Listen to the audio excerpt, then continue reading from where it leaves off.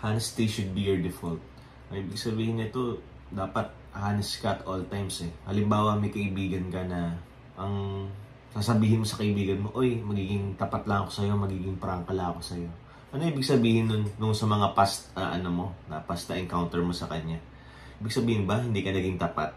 Ang ibig sabihin nito, ang isang honest na tao, dapat para daw siyang yung mabahong kambing na dapat malayo pa lang alam mong honest na siya, alam mong mabaho na siya, alam mong honest na siya, or para siyang kandila sa dilim. Hindi mo siya dapat itago sa ilalim ng lamesa, ng upuan.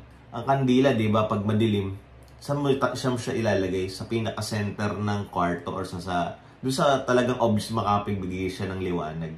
So, being honest, kailangan dun, yun ang default mo, yun yung pinaka-obvious na kung ano ka. Hindi yung sasabihin mo lang siya na optional lang.